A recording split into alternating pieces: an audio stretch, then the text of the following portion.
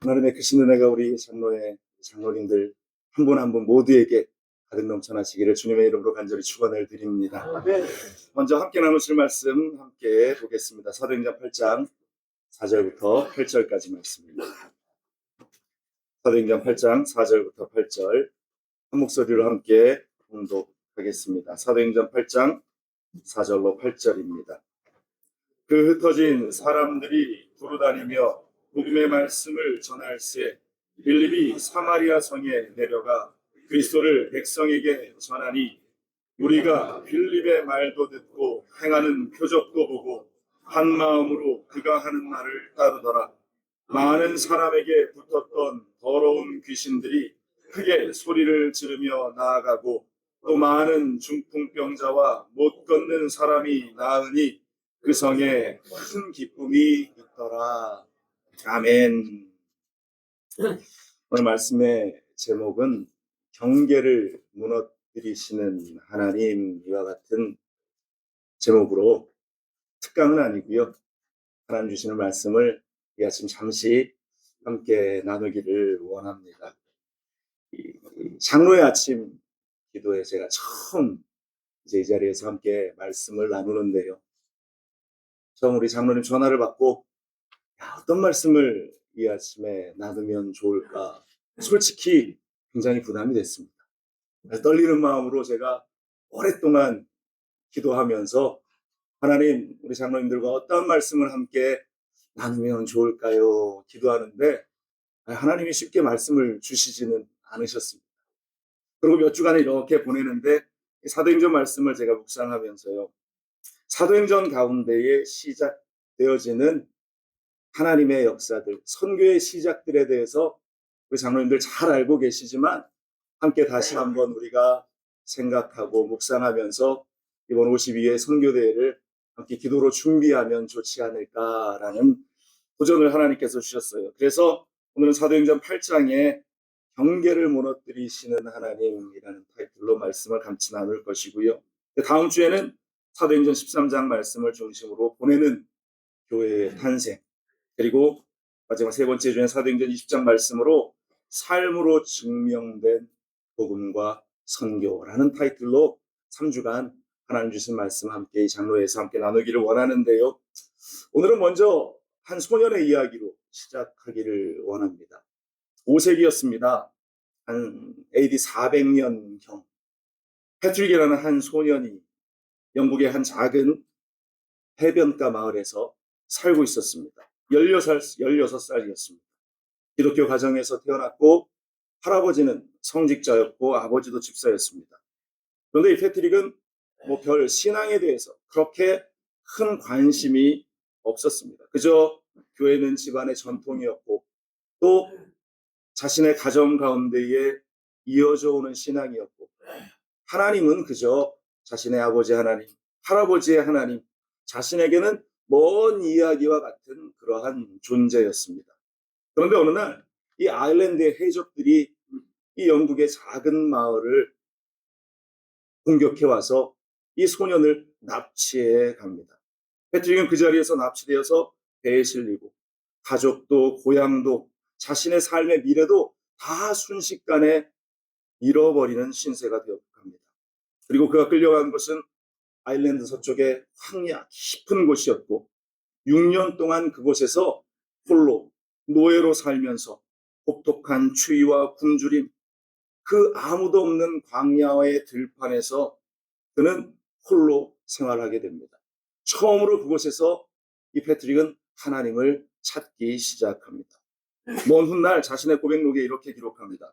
하루에도 100번씩 기도했고 밤에도 거의 그만큼 기도했다. 나는 숲속에서 산 위에서 기도했다. 눈이 오고 서리가 내리고 비가 쏟아져도 새벽에 일어나 기도했다. 그때 나는 하나님의 영이 내 안에서 불타오르는 것을 느꼈다.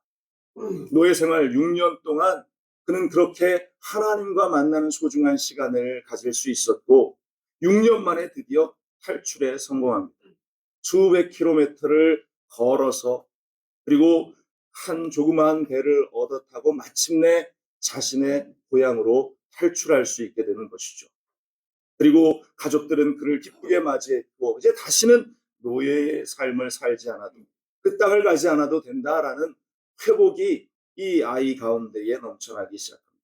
그런데 어느 날 꿈을 꾸다가 아일랜드 사람 한 사람이 자신을 향해 걸어오는 것을 보게 됩니다.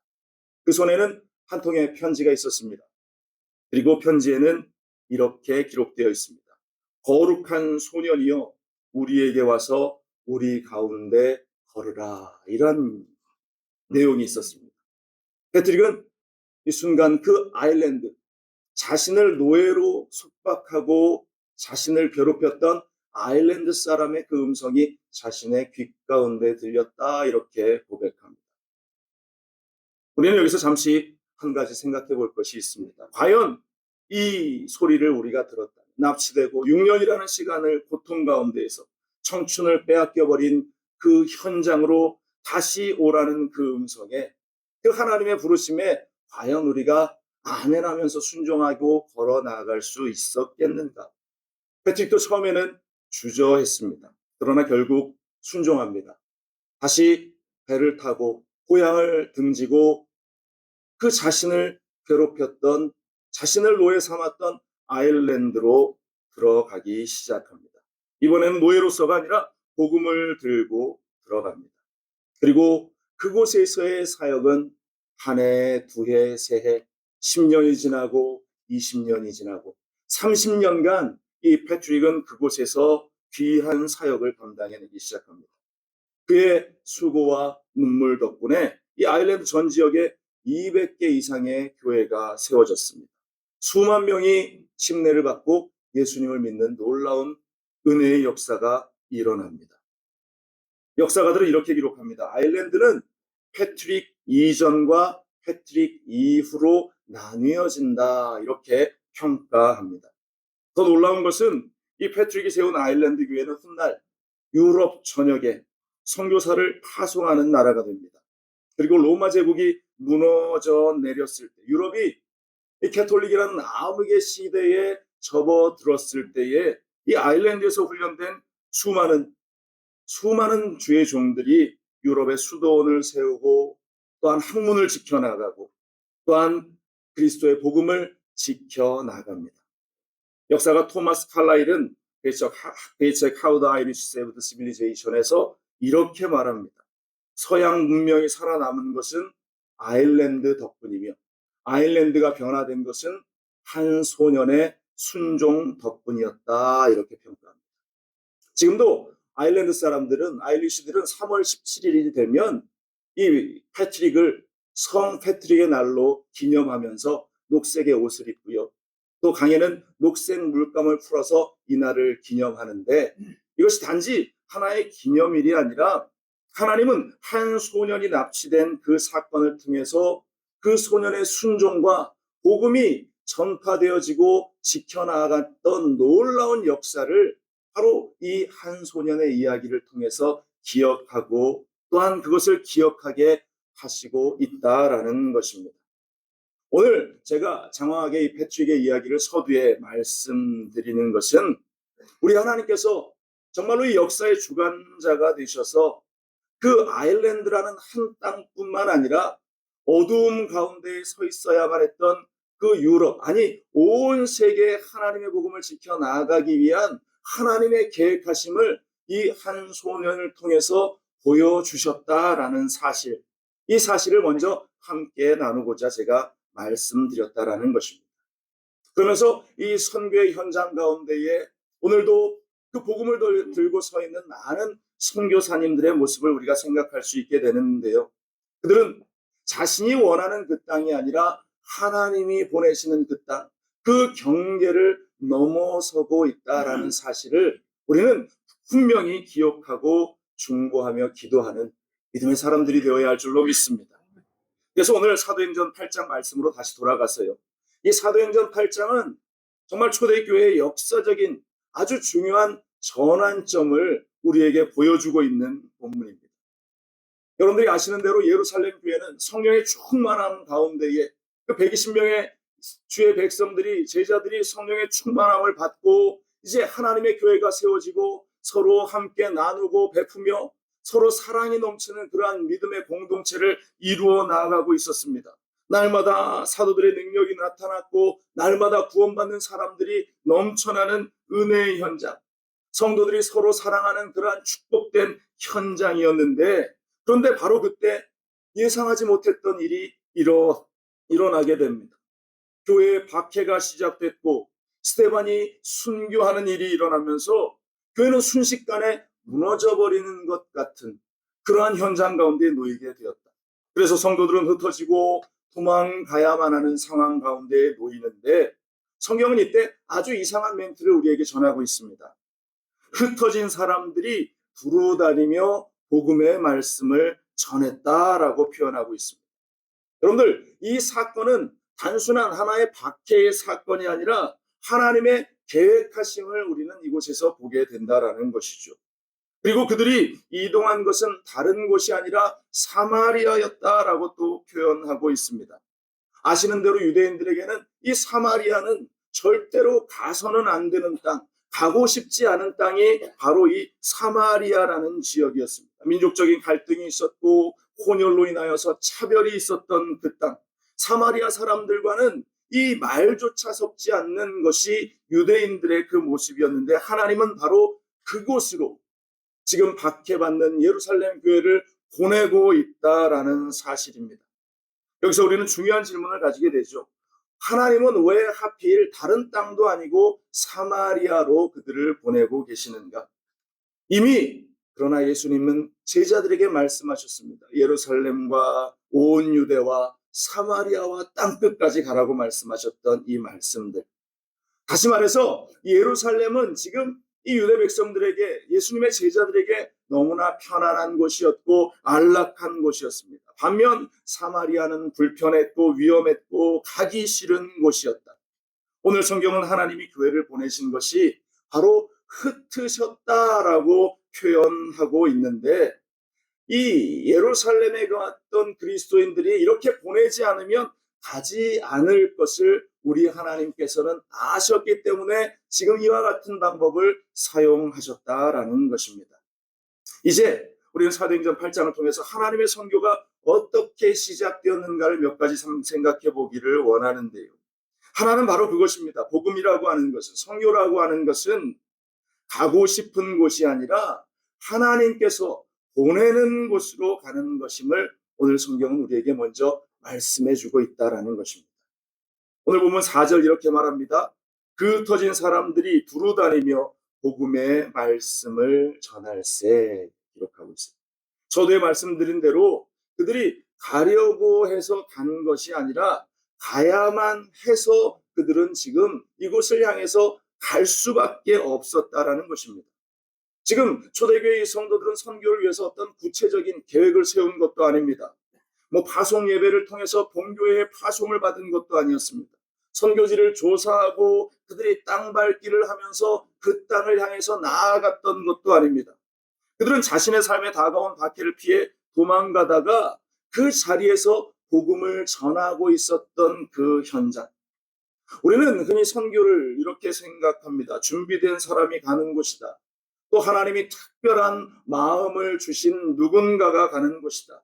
하나님께 특별하게 부름을 받은 누군가가 가는 곳이다. 물론 틀린 말은 아닙니다. 그러나 사도행전에 등장하는 첫 선교의 그 모습을 우리가 보면 훨씬 이보다 급진적이다라는 사실을 우리는 깨닫게 되죠. 그래서 선교는 내가 가고 싶은 곳으로 가는 것이 아니라 하나님이 보내시는 그곳으로 가는 것임을 우리는 잊지 말아야 한다라는 것입니다. 예루살렘 교회는 큰 부흥을 경험하면서 계속 사실 그 자리에 머물고 싶어 했습니다. 그러나 사도행전 1장 8절에 이미 예수님은 분명하게 말씀하셨죠. 오직 성령이 너희에게 임하시면 너희가 권능을 받고 예루살렘과 온 유대와 사마리아와 땅끝까지 이르러 내 증인이 되리라. 우리가 너무나 잘 외우고 있는 그 말씀, 쉽게 말해서 땅끝까지 이르러 내 증인이 되라 라고 말씀하셨음에도 불구하고 이 예루살렘 교회는 그대로 머물러 있었다라는 것입니다. 그들이 머물고 싶어 했던 자리가 바로 이 예루살렘 교회의 현장. 서두에 말씀드린 대로 부흥이 있었고 사랑의 교제가 있었고 기적이 넘쳐나는 그 현장, 한마디로 너무 좋았기 때문에 그들은 그 자리에 머물고 싶어 했다라는 것입니다. 그러나 하나님이 원하시는 방법은 그 좋은 곳에 그대로 머물러 있는 것이 아니라 그 좋은 것을 받았으면 각자의 삶의 자리로, 하나님이 보내시는 자리로 흩어지는 것이 하나님이 우리 한 사람 한 사람에게 원하시는 일이라는 사실을 우리는 결코 잊지 말아야 할 줄로 믿습니다. 그래서 만약 우리가 움직이지 않는다면 하나님은 환경을 흔들어서라도, 환경을 움직여서라도 우리를 그 자리로 보내신다라는 것입니다. 한평신도 선교사님이 저에게 이러한 이야기를 했습니다. 이분은 평생 그냥 안정된 삶을 살고 싶어 했어요. 한의사였습니다. 병원도 너무나 잘 됐고, 이 병원에 진료를 한번 하려면 몇 개월 줄을 서서 기다려야 할 정도로 사람이 많이 넘쳐나고, 그래서 많은 돈도 벌고 또 아름다운 가정도 이루어서 편안한 삶도 살아갑니다. 세 자녀를 아름답게 양육하고 있었습니다. 그런데 어느 날 하나님께서 갑자기 그런 마음을 주시대요. 하나님이 보내시는 곳으로 가라. 너의 이곳의 삶을 접고 떠나라. 그때 고백했답니다. 하나님, 아니요, 저는 그런 사람이 아닙니다. 그냥 저는 여기서 한의원하면서 돈 벌면서 저는 이곳에서 선교사들을 후원하고 어려운 가운데 있는 사람을 좀 돕겠습니다. 이러한 이야기를 했어요. 그런데 하나님이 끊임없이 그에게 도전을 주시고 마음을 주시고 환경을 그 길로 계속 몰아가십니다. 결국 그 하나님의 마음에 순종합니다. 그리고 그가 자신의 모든 삶을 정리하고 온 가족과 더불어 선교지로 떠나갑니다. 나중에 그 선교사님이 고백합니다. 목사님, 너무나 힘들어요. 너무나 어렵습니다. 그러나 내가 하나님을 선택한 것이 아니라 하나님이 나를 그 자리에 보내셨기 때문에 나는 지금 기쁘게, 너무 감사하게 그 일을 감당하고 이루어 나가고 있습니다. 매일매일이 기적입니다. 이러한 고백을 저에게 하셨습니다. 우리는 종종 이렇게 이야기하죠. 나는 아직 준비가 안 됐습니다. 나는 그런 부름이 없습니다. 나는 그 정도는 아닙니다. 그러나 어찌 보면 우리 하나님께서 우리 장로님들에게 지금 이 순간 말씀하고 계실는지 모릅니다. 지금 이 순간 우리 장로님들의 마음에 녹화하고 계실는지 모릅니다. 그 음성에 귀 기울일 수 있는 이 자리에 있는 우리 장로님들 여러분들 되시기를 주님의 이름으로 간절히 축원을 드립니다. 두 번째로 이 사도행전 8장에서 우리에게 주는 메시지는 선교라고 하는 것은 가장 불편한 경계를 넘는 것이다 라는 것을 우리에게 보여주고 있습니다. 가장 중요한 질문이 있습니다. 내가 지금 내가 가고 싶은, 내가 원하는 곳만을 찾고 있지는 않은가? 편한 사람, 익숙한 환경, 부담 없는 관계.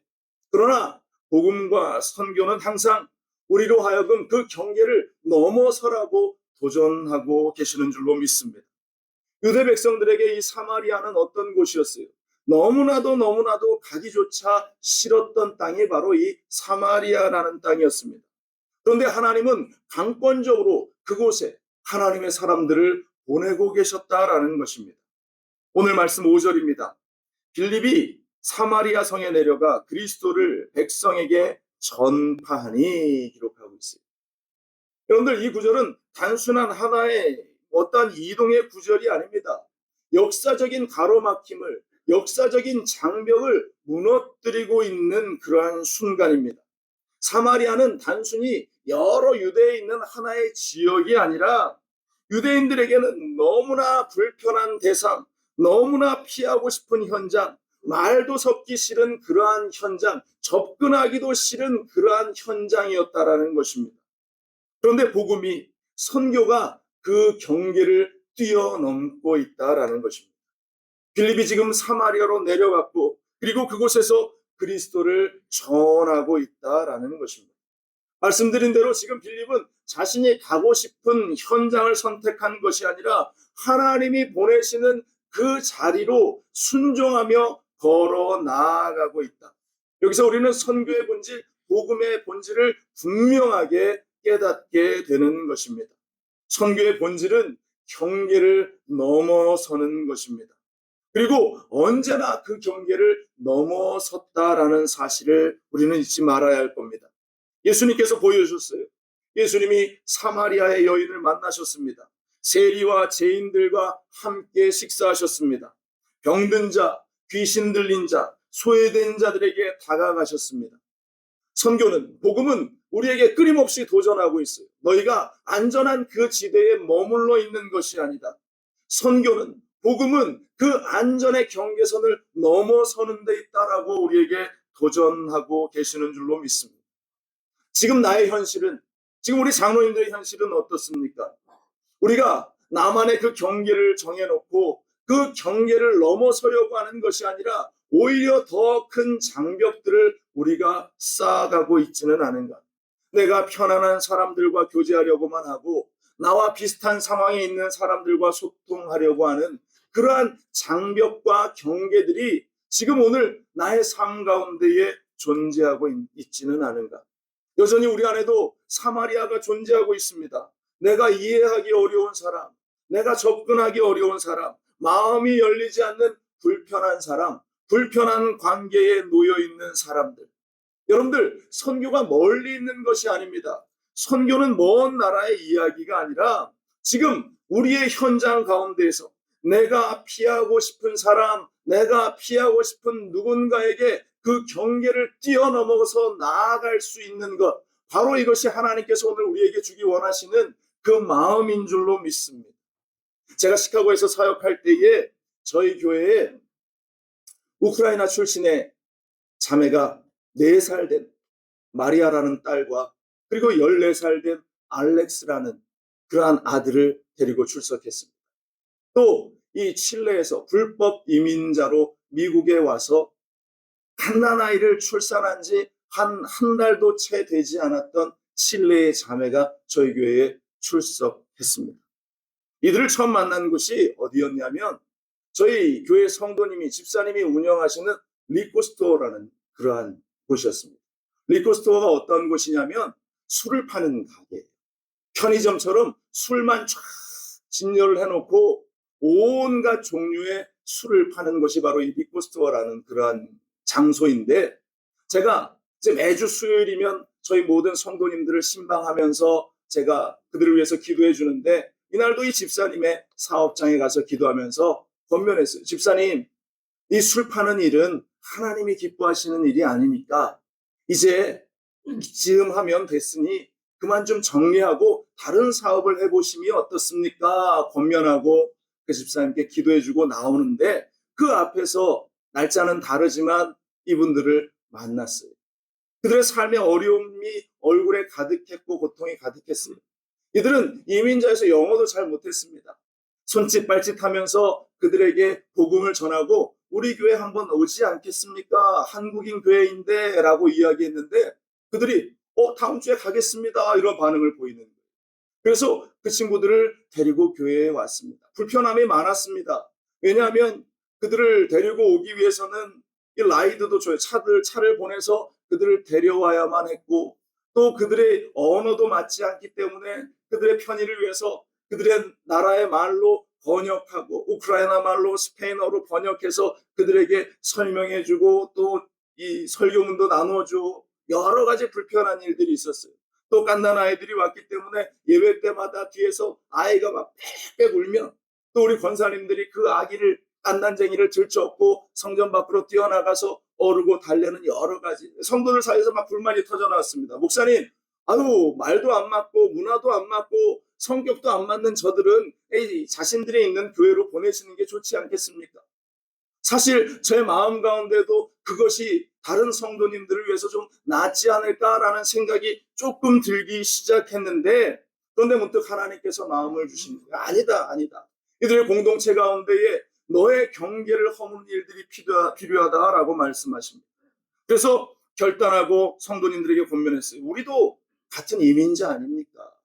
성도님, 우리도 같은 이민자 아닙니까? 우리가 돌보지 않으면 누가 이들을 돌보겠습니까?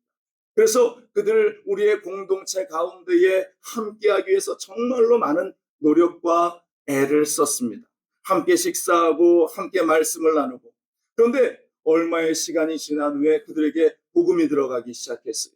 그러면서 한국말도 못하는데 이 친구들이 성가대를 하겠다라고 자원을 하는 겁니다. 그래서 또 이 성가대 지휘자님이 한글 하나 한 글자 한 글자를 우크라이나 말로 스페인어로 또 한국 토시를 달아서 그들에게 주면서 성가대를 하는데 얼마나 그들이 열심하는지, 성가대 할 때 아이는 저 뒤에서 또 빽빽 우는데 우리 권사님이 또 들쳐업고 나가서 그 아이를 달랩니다. 함께 믿음의 공동체가 형성되어지기 시작했어요. 그러면서 많은 성도들이 도전을 받습니다. 이들이 정말로 복음으로 말씀으로 변화되는 모습을 보면서 교회가 변화되기 시작한 겁니다. 성도님들이 눈물을 흘리며 기도하기 시작했고 복음이 그 가운데 살아서 역사하는 일들을 우리 성도들이 경험하게 되면서 이 경계를 허무는 일들이 얼마나 귀하고 복된 일인가. 1년쯤 시간이 지났는데요. 그때 갓난쟁이가 첫돌이 됐습니다. 그래서 교회에서 함께 돌잔치를 열어줬어요. 이 아이가 1년 동안 건강하게 자라고 또 하나님의 은혜 현장 같이 있었구나라는 것을 함께 축하했던 그러한 기억이 나는데요. 우리가 선교를 시작하는 것이 아니라 하나님이 마음의 경계를 깨뜨리시고 교회의 경계를 깨뜨리시면서 그 경계를 허무는 일들이 얼마나 멋진 일이고 귀한 일인가 저는 그때 처음으로 경험했습니다. 사랑하는 여러분들, 우리의 경계를 허무는 일들이 선교의 시작이라는 사실을 오늘 우리는 잊지 말아야 할 줄로 믿습니다. 이 경계를 넘어서야 오늘 세 번째 우리에게 주시는 도전은 바로 진정한 기쁨을 그 가운데에서 얻게 된다라는 것입니다. 오늘 사도행전 8장 8절은 이렇게 말합니다. 그 성에 큰 기쁨이 있더라 말하고 있어요. 복음이 임하면 그 경계를 뛰어넘어섰을 때에 하나님이 주시는 진정한 기쁨이 그 자리, 삶의 현장, 복음의 현장 가운데에 일어나게 된다. 이것은 단순한 감정이 아니라 하나님의 나라가 그 땅 가운데에 임했다라는 증거인 것입니다. 오늘 사마리아에 내려가서 복음을 전하고 있는 빌립의 모습을 보십시오. 오늘 보면 6절로 7절입니다. 무리가 빌립의 말도 듣고 행하는 표적도 보고 한 마음으로 그가 하는 말을 따르더라. 많은 사람에게 붙었던 더러운 귀신들이 크게 소리를 지르며 나아가고 또 많은 중풍병자와 못 걷는 사람이 나음을 받았다. 성경이 말하고 있어요. 한마디로 문제가 해결됐다라는 것입니다. 고통에서 노연함을 받았다라는 것입니다. 그리고 마지막에 이어지는 선언이 그 성에 큰 기쁨이 있더라. 문제가 해결되고 고통이 사라지고 어려움이 떠나가니까 그 성에 큰 기쁨이 일어나게 되었다. 우리 장로님들, 복음이라고 하는 것은, 선교라고 하는 것은 어떠한 지식적인 전달이 아닙니다. 이론이 아닙니다. 설명이 아닙니다. 복음이 들어가는 그곳에는, 하나님의 말씀이 들어가는 그곳에는, 하나님의 복음이 역사하는 그 자리에는 기적이 일어나고 능력이 일어나고 변화가 일어나고 회복이 일어나서 그 현장 가운데에 하나님이 주시는 기쁨이 넘쳐나게 되어지는 것, 바로 이것이 복음의 현장이고 선교의 현장이라는 사실입니다. 우리 많은 순복음의 선교사들이 지금 그와 같은 일을 감당해내고 있어요. 가기 싫은, 정말로 가기 어려운 그 땅을 향해 나아갔고 그곳에 하나님의 복음을 전하고 있고 그 하나님의 복음을 전하는 현장 가운데 기적이 일어나고 하나님의 능력이 일어나면서 그 어두움의 땅을, 절망의 땅을 기쁨의 땅으로 변화시키고 있다라는 사실입니다. 복음은 우리에게 생명을 주는 줄로 믿습니다. 복음은 단순한 종교가 아닙니다. 복음은 우리에게 소망을 주고 또한 다시 일으켜 세우는 힘을 허락하는 하나님의 능력이 되는 줄로 믿습니다. 부흥이라고 하는 것은 어떠한 하나의 그 공동체가 많아지는 것만을 의미하는 것이 아닙니다. 하나님이 다시 회복시키시고 다시 일으켜 세우시는 그 힘. 여러분들, 사마리아는 유대인들에게 버림받은 땅이었습니다. 그러나 하나님은 그곳을 기쁨의 도시로 바꾸셨다. 하나님은 그곳을 회복의 도시로 바꾸셨다. 하나님은 그것을 선교의 중심의 땅으로 바꾸셨다라는 사실, 우리가 다시 한번 이 아침에 되새겨봐야 할 줄로 믿습니다. 우리의 선교는, 우리가 전하는 복음은 기쁨을 만들어내고 있는가? 우리가 선교하며 섬기는 그 자리에 정말로 진정으로 하나님의 기쁨이 흘러 넘치고 있는가? 만약 그곳에 기쁨이 없고 만약 여전히 경계를 넘지 못하는 그 한계에 부딪혀 있다면 우리는 복음의 핵심을 놓치고 있는 것입니다. 오늘 이 아침 우리 장로님들 깊이 이 질문에 스스로 답을 해보시기 바랍니다. 그리고 하나님이 원하시는 마음이 무엇인가를 오늘 이 아침 받아 누릴 수 있기를 주님의 이름으로 간절히 축원을 드립니다. 기도하겠습니다. 사랑 은혜 많으신 아버지 하나님, 우리는 복음의 현장에 서 있다라고 이야기합니다. 은혜의 현장에 서 있다라고 이야기합니다. 선교한다고 이야기합니다. 그러나 과연 우리 안에 기쁨이 있는가? 복음으로 말미암은 하나님의 기적의 역사가 있는가? 우리가 돌아보게 하여 주옵소서. 선교는 복음을 전하는 일은 경계를 넘는 일입니다. 하나님, 우리가 기쁨으로 정말로 우리에게 주신 기쁨을 가지고 그 경계를 뛰어넘어 하나님이 주신 기쁨을 온 세상 가운데에 나누는, 이 교회 위에 나누는 우리 장로회가 될 수 있게 하여 주옵소서. 주님께서 오늘 하루의 모든 사역도 함께 하시고 기름 부어 주실 것을 믿습니다. 주님 홀로 영광 받아 주옵소서. 이 모든 말씀 우리 주 예수 그리스도의 이름으로 간절히 기도합니다. 아멘.